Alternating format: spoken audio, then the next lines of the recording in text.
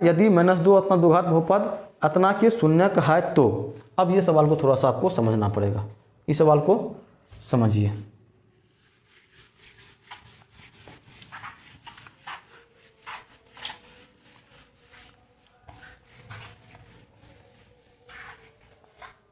देखिए 2023 में ही ये सवाल पूछा गया है सेम। बोला जो -2 एवं -3 द्विघात बहुपद अतना के शून्यक है, यानी अल्फा बराबर -2 और बीटा बराबर आपका है -3। तो द्विघात बहुपद x² minus a + 1 into x plus b हो तो। अब ये ऑप्शन के अनुसार आपको देखना पड़ेगा जो ऑप्शन इसमें कौन सा है, ऑप्शन इसमें कौन सा सुटेबल है, यानी a बराबर -2 होगा और b बराबर 6 होगा, या a बराबर 2 होगा b बराबर -6 होगा, या a बराबर -2 होगा या b बराबर -6 होगा। इसी प्रकार से देखना पड़ेगा।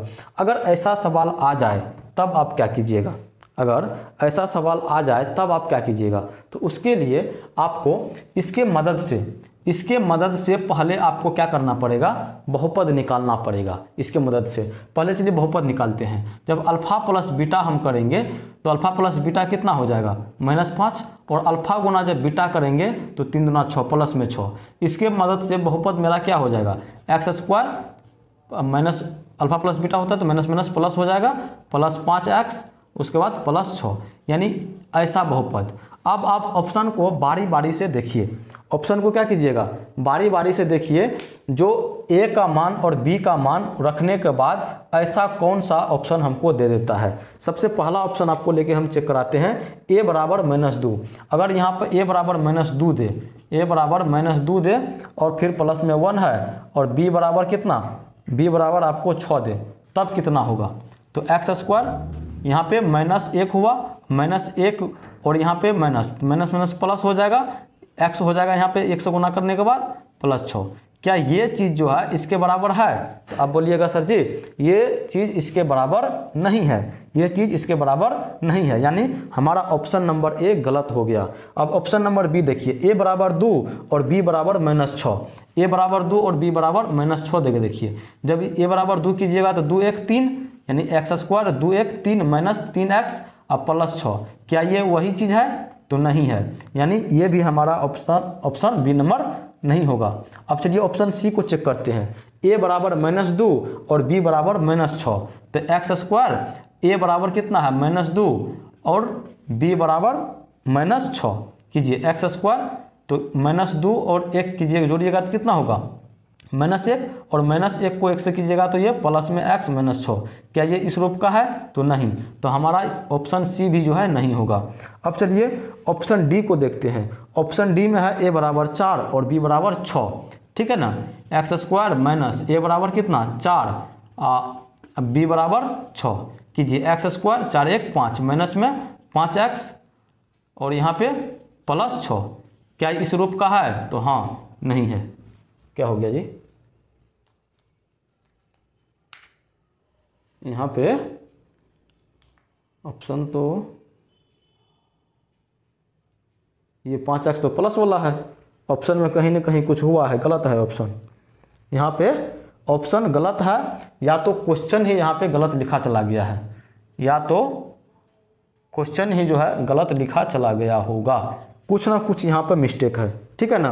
ये 4 और 6 तो मिला रहा है, देखिए जब हम ए बराबर यहाँ पे 4 और बी बराबर जब 6 रखे हैं, ये आंसर तो आ रहा है, लेकिन यहाँ पे दिक्कत क्या हो रहा है, दिक्कत माइनस, यहाँ पर हमको माइनस आ रहा है, और यहाँ पे इसके अनुसार हमारा जो ये बनेगा ये प्लस आ रहा है, ठीक है ना। कुछ पहले चेक कर लेते हैं एक बार, अल्फा प्लस बीटा करेंगे तो 3 2 5 -5 ठीक है, वो अल्फा गुना बीटा 3 दूना 6 प्लस में 6 ठीक है, x² माइनस वो प्लस हो जाएगा, बहुपद तो ठीक बना है।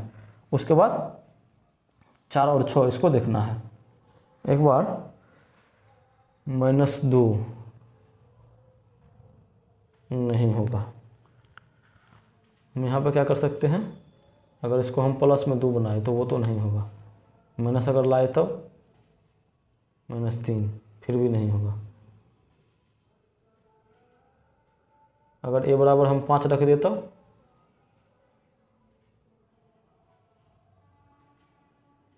ए बराबर -5 रखे तो हो जाएगा, ए बराबर -5 रख दे तब हो जाएगा, ठीक है ना। देखिए यहाँ पर ए का मान जो 4 है उसके जगह पे आप सही कर लीजिएगा, -5 रख के देखिए। माइनस जब 5 रखिएगा आप, लिखने में हो सकता है मिस्टेक हो गया होगा, तो एक्स स्क्वायर माइनस और यहाँ पे -5 जोड़ 1 गुना एक्स प्लस 6, ठीक है ना। ये एक्स स्क्वायर, अब इसको जब कीजिएगा तो -4 होगा, अब हम क्या बोले हैं, -4, यहाँ पे 6 रखना पड़ेगा, -6 रखना पड़ेगा, -6 रख के देखिए।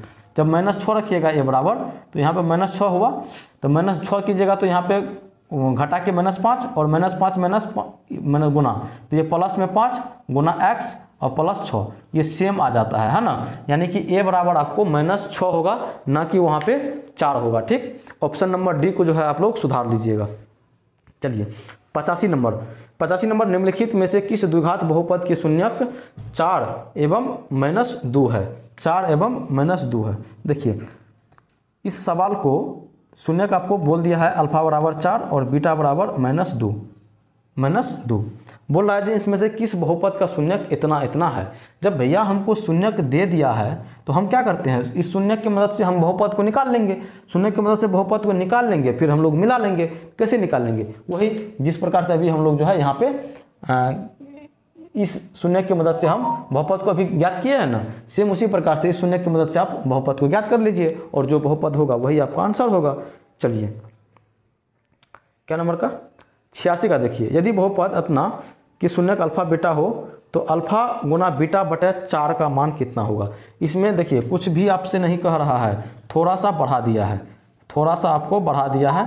क्या, जैसे इससे पहले जो हम लोग सवाल बनाए थे अल्फा प्लस बीटा गुना में 4 रख दिया था ना, किधर गया, मिटा दिए क्या, वो मिटा दिए हैं। और इसमें क्या किया है, अल्फा गुना बीटा में 4 से भागा लगा दिया है। कहने का मतलब जितना ये अल्फा गुना बीटा आएगा उसमें आप 4 से भागा लगा दीजिएगा। तो अल्फा गुना बीटा होता है -c बटा ए, माइनस सी नहीं होता है, प्लस में सी बटा ए होता है, यानी -4 बटा 1, ठीक है। और इसको गुण कीजिएगा तो -4 होगा, है ना। माइनस जब 4 हुआ तो ये -4 को 4 से जब भागा लगाइएगा तो कितना होगा, -1, ठीक। चलिए आगे बढ़िए 87 नंबर का देखिए, यदि बहुपद QX का एक शून्यक -3 हो तो QX का एक गुणनखंड होगा।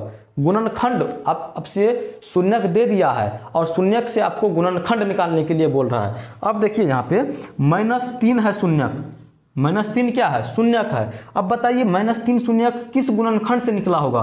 तो आप ये नहीं बोल सकते हैं सर जी ये x प्लस 3 जब गुणनखंड इसका होगा तभी तो हम लोग इसका बराबर करेंगे, तो ये x बराबर -3 होगा। यानी ये -3 जो है ये x प्लस 3 गुणनखंड होगा, इसी से निकला होगा, ठीक है ना। देख लीजिए x प्लस 3 कौन सा है, ऑप्शन नंबर बी। आपको तभी जब बता रहे थे इसके बारे में आपको बोले थे, इस पर सवाल है, ध्यान दीजिएगा। 88 का देखिए, यदि बहुपद इतना कि शून्य का गुणनफल 8 है तो a का मान कितना होगा। सेम सवाल है, इस सवाल को आप खुद सोल्व कीजिएगा, है ना। गुणनफल आपको दिया है यानी अल्फा गुना बीटा बराबर 8 दिया है। अब अल्फा गुना बीटा जो होगा वो चीज लिख दीजिएगा, फिर सोल्व करके आ जाएगा आपका आंसर। 89 नंबर का देखिए सेम सवाल, x स्क्वायर -13, इससे पहले 2 को 3 को 11 को 13 की जगह पर रख के हम लोग बना के आए हैं, बना लीजिएगा। उसके बाद 90 नंबर में m के किस मान के लिए -4 बहुपद अतना का एक शून्यक है। देखिए अब इसको थोड़ा सा समझिए, इसको क्या करना है, समझना है आपको। कौन सा सवाल है, 91 नंबर का सवाल है, 91। चलिए इसको मिटा दे, चलिए मिटा देते हैं।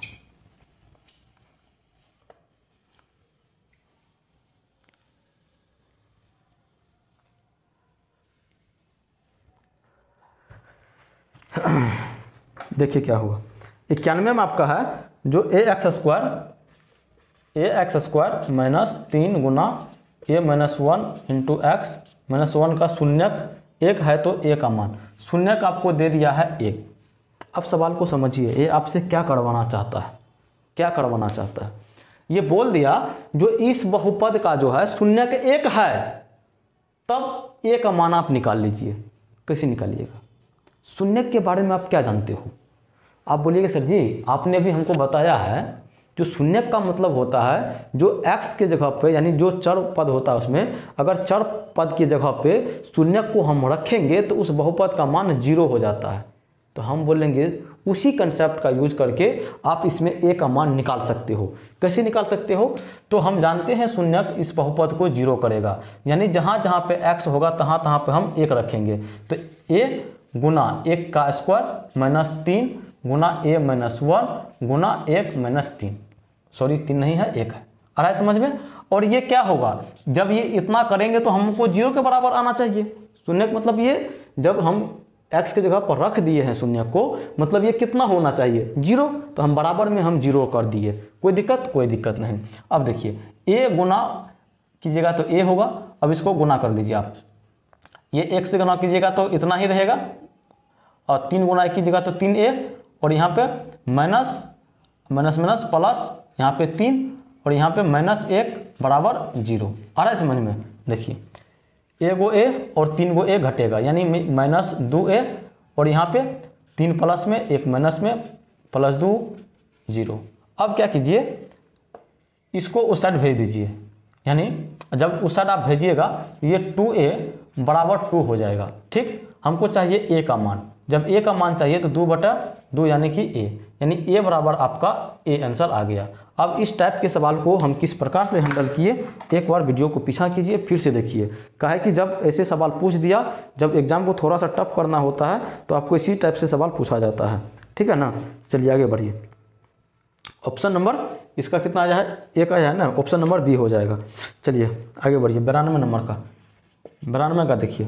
92 है निम्नलिखित में से किस द्विघात बहुपद के शून्यक, किस द्विघात बहुपद के शून्यक यानी अल्फा 3/5 और बीटा -1/2 होगा। अब क्या कीजिएगा, अब इसको समझिए, ये भी उसी टाइप से बनेगा लेकिन थोड़ा सा इसमें आपको काम करना होगा, इसीलिए इसको हम बनाएंगे। कैसे? शून्य बहुपद निकालने के लिए हमको अल्फा प्लस बीटा करना पड़ता है। कीजिए 3/5 प्लस अब -1/2, गुना कीजिएगा तो यहाँ पे माइनस से होगा, हम डायरेक्टली लिख देते हैं -1/2। ठीक है, कीजिए तो 5 और 2 का लॉस 10, 5 का 5 5 दूना 3 दूना 6 माइनस 2 5 यानी कि 5, 6 में से 5 गया 1, 1/10। शून्य का योगफल 1/10 आया। शून्य का गुणनफल कीजिए आप, शून्य का गुणनफल मतलब 3/5 गुना -1/2, तो 3 एकम 3 माइनस में और 5 दूना 10। अब बहुपद निकालने का फॉर्मूला क्या है हमारे पास, x² minus alpha plus beta x plus alpha गुना बीटा। आ रहा है समझ में? ठीक, x² देखिए माइनस अल्फा प्लस बीटा कितना आया है 1/10, 1/10x। ठीक है, यहाँ पे प्लस अल्फा गुना बीटा -3/10। क्या कीजिएगा, x² minus 1/10x minus plus -3/10। अब देखिए जब बहुपद आपको इस प्रकार से रहे तो ये देखिए बट्टे के रूप में आया हुआ है, आया हुआ है ना बट्टे के रूप में, हमें इसको हटाना पड़ेगा, इस 10 को हमको जो है हटाना पड़ेगा। अब हटाने के लिए आप क्या कीजिएगा, हटाने के लिए कुछ ना कुछ तो आपको करना पड़ेगा। तो हटाने के लिए आप ध्यान में रखिए क्या कीजिएगा, जैसे ये 10 है ना, ये 10 है ना 10, आप 10 से क्या कीजिए, सभी में आप 10 तो वैसे नहीं, सबका एलसीएम लेके गुना करना होता है।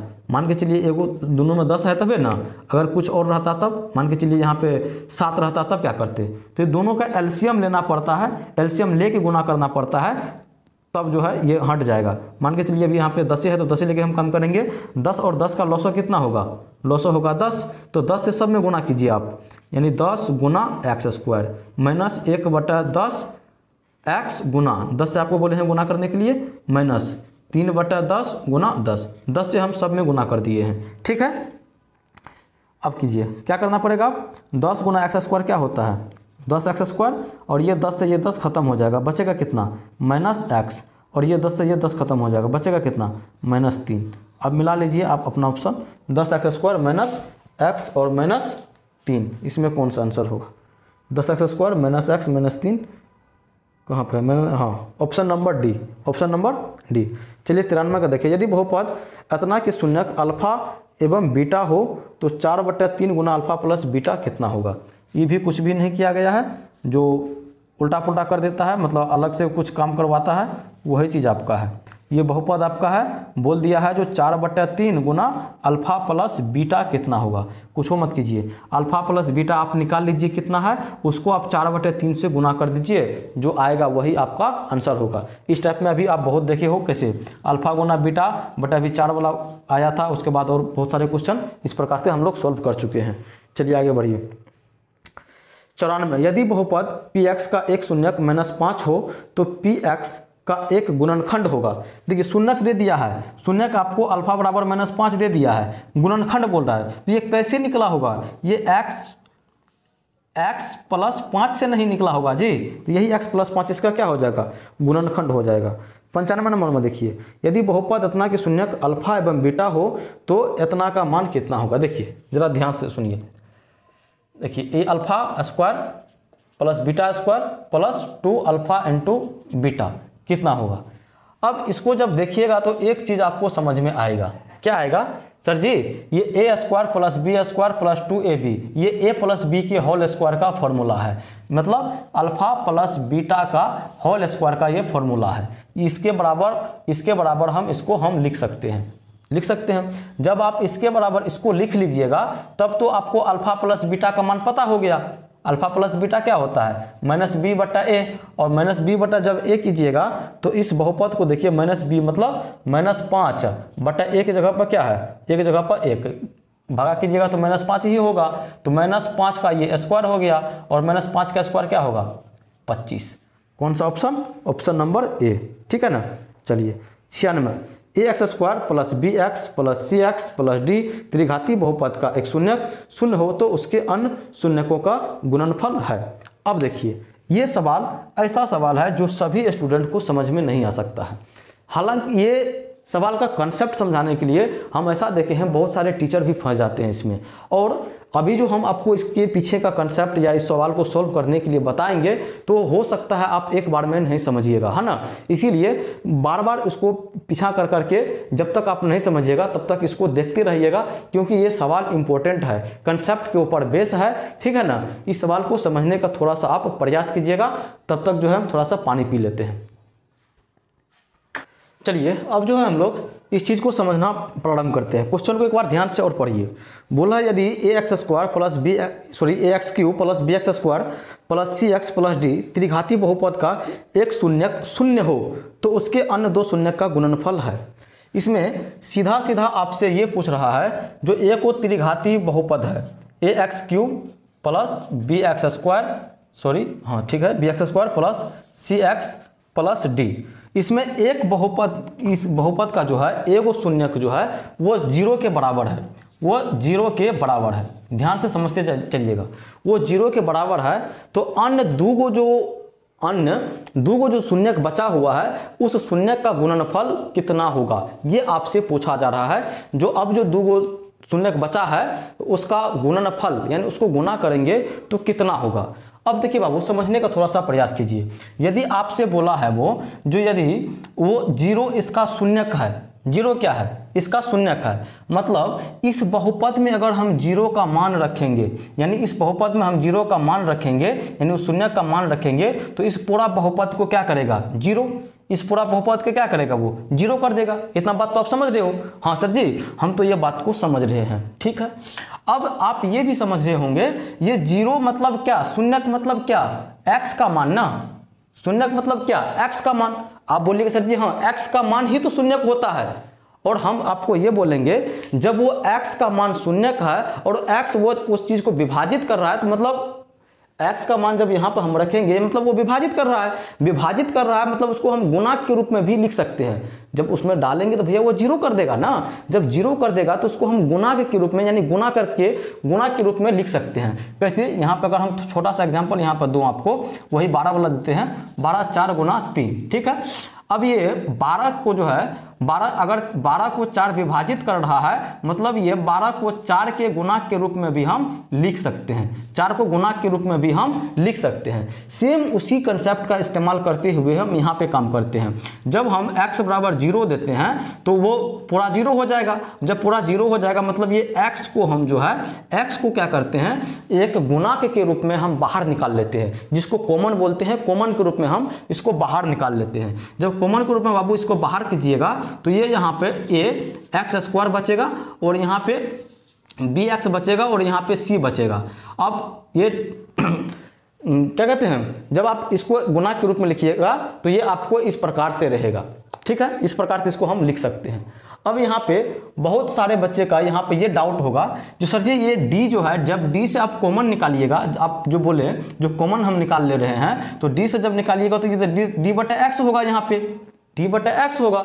लेकिन आपने d का जिक्र यहाँ पे क्यों नहीं किया, मतलब कुछ नहीं किए d का, मतलब यहाँ पे आप d को कैसे हटा दिए, ये चीज़ को हमको समझाइए। बहुत सारे बच्चे का कन्फ्यूजन यहाँ पर रहेगा।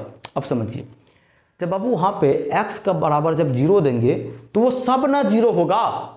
x बराबर जब आप 0 रखिएगा, क्योंकि वो शून्य का है 0, जब x बराबर आप 0 रखिएगा तो वो सबको 0 कर देगा। कहने का मतलब ये d जो है भागा लगाने के क्रम में ही वो कट जाता है, ये d भागा लगाने के क्रम में ही कट जाता है। लेकिन यहाँ पर इस कंडीशन में वो d को 0 भागा नहीं लगा रहा है, यानी d को वो x भागा नहीं लगा रहा है, बल्कि यहाँ पे d का मान ही 0 है। बल्कि कहे कि जब 0 आप x बराबर 0 रखिएगा तो ये 0 हो जाएगा, x बराबर 0 रखिएगा तो ये 0 हो जाएगा, x बराबर 0 रखिएगा तो ये 0 हो जाएगा। लेकिन आपको d तो बच रहा है, और जब d बच गया तो भैया ये 0 को हम उसका शून्यक नहीं बोल सकते हैं। लेकिन सवाल आपको बोला है जो वो शून्यक है, मतलब यहाँ पे ये d 0 है, इसी कारण हम d से यहाँ पे कॉमन नहीं निकाले हैं। अब देखिए, ये तो पहला आपका शून्यक पता चल ही गया, ये तो पहला शून्यक है। अब जब इसको हम कॉमन किए हैं तो ये आपका द्विघातीय बहुपद आ गया। जब इसको कॉमन किए हैं तो ये आपका द्विघातीय बहुपद आ गया। और जब द्विघातीय बहुपद आ गया तो जब द्विघातीय बहुपद में 2 शून्यक निकलता है और वो इसी 2 शून्यक का आपको गुणनफल पूछ रहा है, यानी इसका जो है अल्फा गुना बीटा पूछ रहा है। अल्फा गुना बीटा क्या होता है, c बटा a कर लीजिए, a b c, c के जगह पर c और a के जगह पर a, c बटा a, आपका आंसर यही हो जाएगा। अगर समझ गए हो तो बहुत बढ़िया, आपका दिमाग बहुत बढ़िया से काम कर रहा है, आप मैथमेटिक्स पढ़ने के योग्य हो। अगर नहीं समझे हो, थोड़ा सा दिक्कत है तो थोड़ा सा बैक कीजिए वीडियो को, और इसको जो हम भाषा बोल रहे थे, जो जैसे समझाने का कोशिश कर रहे थे, उसको समझने का प्रयास कीजिएगा। ठीक है ना। चलिए उसके बाद 97 नंबर का क्वेश्चन देखिए। 97 में है p के मान जिसके लिए बहुपद अतना पूर्णतया x-2 से विभाजित है। अब देखिए इसमें भी थोड़ा सा गेम खेल दिया है। कौन? एग्जामिनर ने आपके साथ थोड़ा सा गेम खेला है, जो आपको इस चीज़ का समझ है या नहीं है। क्या कीजिएगा बाबू, क्या कीजिएगा, इसको देखिए बोल रहा है जो किससे पूर्णतया विभाजित है, x-2 से। p के मान जिसके लिए इतना से विभाजित है। अब ये आपको जो है p का मान पूछ रहा है और ये आपको बोल दिया है ये x-2 से विभाजित है। और x-2 से अगर किसी से वो विभाजित है तो क्लास के शुरू में आपको बोले थे, अगर किसी से वो विभाजित है मतलब वो उसका गुणनखंड है। जब ये इससे विभाजित है मतलब ये जो है इसका गुणनखंड है, और जब ये इसका गुणनखंड है, तो हम गुणनखंड से तो शून्यक निकाल सकते हैं, तो यानी इसका शून्यक x बराबर 2 हो जाएगा।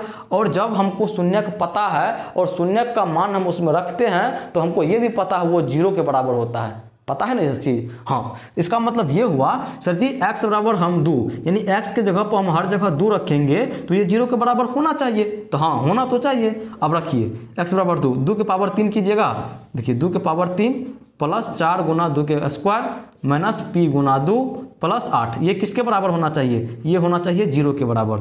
अब सॉल्व कीजिए, 2 के पावर 3 8 होता है, 2 का 2 4, 4 चौके 16, उसके बाद p गुना 2 ये 2p हो जाएगा और प्लस में 8 बराबर कितना 0। अब देखिए यहाँ पे ये प्लस में 8 और ये प्लस में 8 16 16 32 हुआ ना, सही है ना जी। 8 16 16 32 माइनस 2p बराबर 0। अब इसको 60 भेज दीजिए, 32 में से 2p हुआ ना। अब p का मान हमको चाहिए, p का मान करने के लिए 32/2 यानी कि 16। देखिए इसमें आपको बहुत सारा चीज़ समझना पड़ेगा। बोल दिया इससे विभाजित है, इससे विभाजित है मतलब इसका गुणनखंड है, और इसका गुणनखंड है तो इससे हम शून्य निकाल सकते हैं, और शून्य निकाले तो शून्य के बारे में हमको पता है, इस पर हम रखेंगे तो 0 होगा, और जैसे हम रखे तो सोल्व किए हमारा पी का मान आ गया। ठीक है, तो समझना पड़ता है सवाल सबको। चलिए आगे बढ़िए, किधर 98 नंबर का सवाल देखिए। अब 98 नंबर का सवाल ये भी आपको समझने में थोड़ा सा दिक्कत डालेगा, ये भी सवाल जो है आपको समझने में थोड़ा सा दिक्कत डालेगा। ठीक है ना, इसको भी समझने का थोड़ा सा आप प्रयास कीजिएगा, हो सकता है इस चीज़ को आपको 2-3 बार देखना पड़ जाए।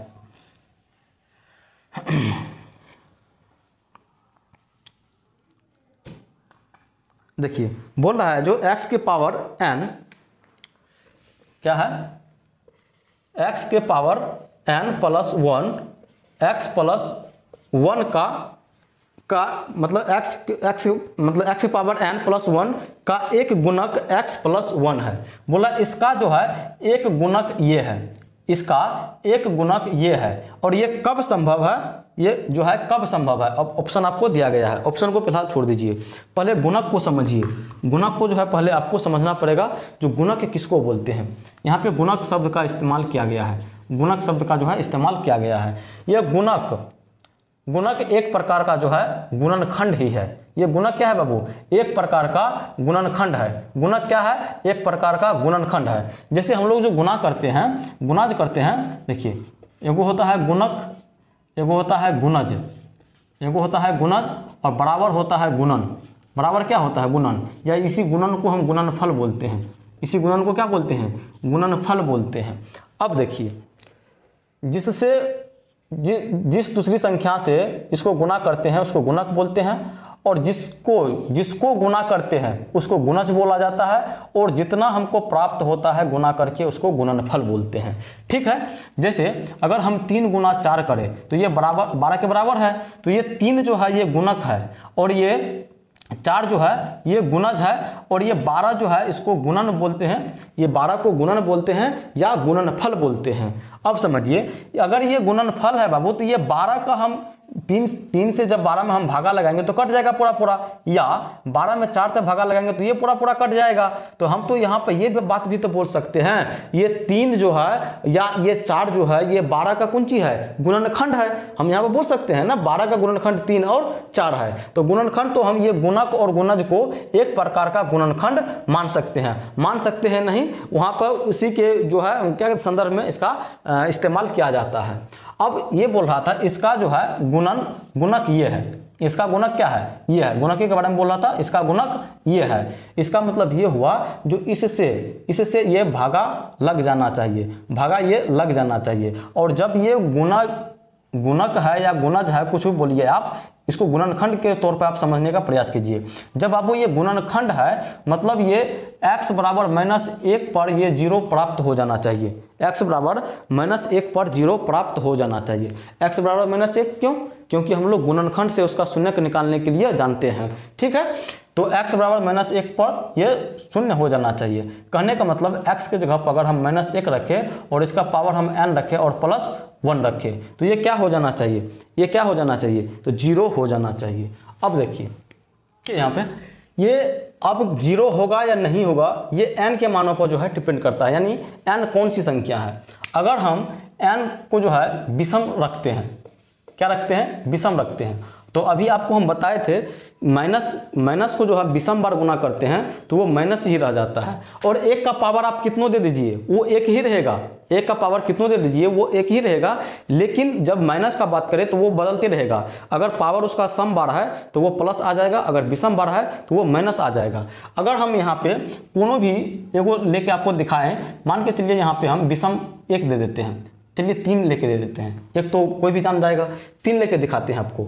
अगर आप 3 दीजिएगा तो 1 को गुना 3 बार कीजिएगा तो 1 ही होगा, आप जानते हैं। लेकिन -1 को जो है आप 3 बार गुना कीजिएगा तो ये माइनस में रह जाएगा, और फिर यहाँ पे +1, तो ये दोनों मिला के 0। तो इसका मतलब ये होगा, जो ये x + 1 इसका गुणक या इसका गुणनखंड होगा। ठीक है, यानी हम यहाँ पर कौन सा संख्या रखे हैं, यहाँ पे विषम आप कोनो भी चीज रखिएगा, विषम संख्या कोनो भी रखिएगा तो आपको ये 0 दे देगा। ठीक है, तो हमारा आंसर विषम संख्या ही होगा। लेकिन सम लेके आपको दिखाते हैं, मान के चलिए यहाँ पे सम की जगह पर यहाँ पे 2 देते हैं, तो 1 को गुना कीजिएगा 2 बार तो ये 1 ही होगा, लेकिन चिन्ह इसका प्लस हो जाएगा और ये यहाँ पर +1 है, तो ये दोनों को कीजिएगा तो 1 1 2, आपका तो 0 नहीं हुआ। जब 0 नहीं हुआ मतलब ये इसका गुणनखंड नहीं होगा, लेकिन आपको सवाल में दिया है जो ये इसका गुणक या इसका गुणनखंड होना चाहिए, तब n का पावर क्या होना चाहिए, ठीक है ना, तब n का पावर जो है क्या होना चाहिए। तो देखिए ऑप्शन ए में जो है n is a positive integer, यानी इसमें हिंदी में ऐसे समझिए जो n जो है एक धनात्मक, क्या बोलते हैं, धनात्मक पूर्णांक है। n is an odd integer, n जो है एक विषम पूर्णांक है। सी नंबर में है n is a negative integer, यानी n जो है एक ऋणात्मक पूर्णांक है। n is a even integer, यानी n जो है एक सम पूर्णांक है। देखिए सम पूर्णांक नहीं हो सकता है, निगेटिव पूर्णांक वो नहीं हो सकता है, यहाँ पे ऑड पूर्णांक, ऑड का मतलब होता है विषम पूर्णांक, ये हो जाएगा। और ऑप्शन ए भी आपका गलत हो जाएगा, पॉजिटिव इंटीजर में सम संख्या भी आता है ना। चलिए ऑप्शन नंबर इसका जो है बी हो जाएगा। अब 99 नंबर का क्वेश्चन देखिए। 99 नंबर में क्वेश्चन है जो यदि बहुपद px का एक गुणनखंड इतना हो तो बहुपद px का एक शून्यक कितना होगा। अरे भैया जब गुणनखंड x + 1 है तो शून्यक इसका कितना होगा आप ही बता दीजिए। तो इसका शून्यक x = -1 होगा। सोचना पड़ेगा ये सब चीज़ के बारे में। अब आपको देखिए 100 नंबर का सवाल देखिए, ये 100 नंबर का सवाल ये पहला चैप्टर से आ गया है, कोई बात नहीं, देख लीजिए एक बार देख लीजिए, बता देते हैं, रिवाइज हो जाएगा। जैसे a बराबर क्या है BQ + R, इसको क्या बोलते हैं, यूक्लिड विभाजन एल्गोरिथम बोलते हैं। यूक्लिड विभाजन एल्गोरिथम के बराबर a बराबर BQ + R होता है। और ये a जो है ये भाज्य है, ये b भाजक है, q भागफल है और r जो है शेषफल है। इसमें आपको a बराबर 37 दिया हुआ है और b बराबर 4 और r बराबर कितना है, r बराबर 1 और q वैसे ही है। तो बोल रहा है जो q का मान कितना होगा। अब यहाँ पे जो है क्या कहते हैं, 37 पुराने के लिए 4 में कितना से गुना कीजिएगा, जिसमें 1 भी जोड़ेंगे तो 37 पुर जाएगा। आप बोलिएगा सर जी यहाँ पे 9 दे दीजिए, तो 9 चौके 36, 36 1 37, ये पूरा हो जाएगा। आपको जो आंसर आएगा, आंसर तक आपको लेके चले गए हैं, लेकिन इसको डिटेल में सीखना है तो पहला चैप्टर का भी इसी प्रकार से आपको वीडियो बना के दिया गया है। उसमें 124 क्वेश्चन को कवर किया गया है, उसमें सब कुछ आपको देखने के लिए मिलेगा और एक भी सवाल ऐसा नहीं होगा जो उस चैप्टर से बाहर चला जाएगा, है ना। चलिए आगे बढ़िए। 101 नंबर का क्वेश्चन देखिए। 101 में है यदि बहुपद px का एक शून्यक -2 है तो निम्नलिखित में से कौन px का एक गुणनखंड है। अरे भैया शून्यक दे दिया है -2, तो इसका कौन सा गुणनखंड से निकला होगा, ये x + 2s में निकला होगा, समझ रहे हैं ना। चलिए 102 नंबर का क्वेश्चन देखिए। 102 में आपका है यदि बहुपद px का एक शून्यक -1 हो तो px का एक गुणनखंड कितना होगा। शून्यक आपको दे दिया है, शून्य कितना है -1, शून्य कितना है -1, गुणनखंड कितना होगा, ये x + 1 होगा, ठीक है ना। चलिए आगे देखिए। 103 नंबर में क्वेश्चन आपका है यदि अल्फा बीटा और गामा त्रिघात बहुपद एतना के शून्यक हो तो अल्फा गुना बीटा गुना गामा कितना होगा। देखिए अल्फा गुना बीटा गुना गामा आपको क्या बोले हैं, ये क्या होता है। सबसे पहले आपको हम बताए होंगे अल्फा + बीटा + गामा, उसके बाद alpha beta, beta gamma, gamma alpha, उसके बाद अल्फा गुना बीटा गुना गामा। आपको बोले थे बी से शुरू कीजिए,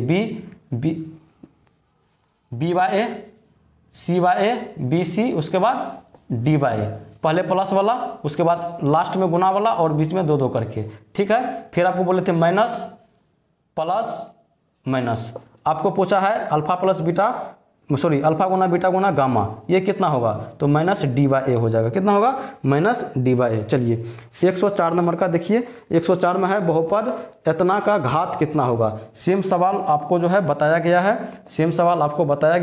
y² - 3y + 1, उसके बाद y के पावर 5 - 4y³ + y² + 3y। इसका पूछ रहा है जो घात कितना होगा। आपको क्या बताए थे इसमें सवाल को सॉल्व करने से पहले, 2-3 को सवाल इस प्रकार से बनाए हैं जी। अभी आपको नहीं बताएंगे हम कैसे बनाएंगे, हाँ, लेकिन आपको इसका जवाब देना पड़ेगा। लेकिन थोड़ा सा हिंट दे देते हैं, इसका घात करने के लिए जो सबसे अधिकतम घात होगा और इसका जो सबसे अधिकतम घात होगा उसको आप गुना कर लीजिएगा तो आपको पता चल जाएगा। और गुना करने के लिए कंसेप्ट होता है जो गुना में पावर को जोड़ा जाता है, ना कि गुना किया जाता है। और इसके आधार पर अब जितना इसका आंसर बन रहा है वो आंसर हमें अभी कमेंट कीजिए। तो दोस्तों ये था आपका इस चैप्टर से 104 सवाल, और इसमें में 15 सवाल और बचा हुआ है, 15 से 20 सवाल और है जो आप लोगों को बताना है ना। लेकिन अगर आप लोग का कमेंट आता है और उस सवाल को जानने के लिए इच्छुक है, तब जो है आप लोगों को मैं वो सवाल करवाऊंगा। फिलहाल हमारे पास अभी 104 सवाल का ही जो है क्वेश्चन का सेट बना हुआ था और 15-20 सवाल और बचा हुआ है जो टाइपिंग करने के लिए था। अगर आप लोगों का कमेंट आएगा तो वो सवाल को भी, वो अलग टाइप का सवाल होगा, उसमें कुछ अलग सीखना पड़ेगा, है ना। कमेंट जब कीजिएगा तो आपको वो भी क्लास आपको अलग से बना के दे दिया जाएगा, ठीक है। तो इस क्लास को यहीं पे ख़त्म करते हैं। और जितना भी मैं यहाँ पे क्वेश्चन करवाया हूँ, एक भी क्वेश्चन को इग्नोर मत कीजिएगा, सभी क्वेश्चन को एक बार बना लीजिएगा। और रिवीजन के लिए आप क्या कीजिएगा, वीडियो को 1.5 गुना स्पीड में डाल के दोबारा फिर से एक बार देख लीजिएगा। और जब देखिएगा ना बाबू, ये चैप्टर से आपको 10-15 नंबर का सवाल रहता है, यानी अगर इतना सवाल पे आप कमांड कर लिए तो आपके बोर्ड एग्जाम में 10 नंबर या 15 नंबर चल के 10 नंबर को छोड़ दीजिए, कम से कम आपको जो है 15 नंबर इस चैप्टर से, सिर्फ इस चैप्टर से देखने के लिए मिलेगा। और आप उसको बना के आइएगा, एक भी क्वेश्चन ऐसा नहीं होगा जो नहीं बनेगा। लेकिन जितना मैं काम आपको बताया हूं वो काम आपको करना पड़ेगा। और अगर आप चाहते हो जो इस सीरीज का हर एक वीडियो आप तक पहुंचे, आप जो है उसका लाभ उठाना चाहते हो, तो चैनल को सब्सक्राइब जरूर कर लीजिएगा। और हम जो आपको काम बताए हैं आप अपने दोस्त को बताने के लिए वो कर दीजिएगा।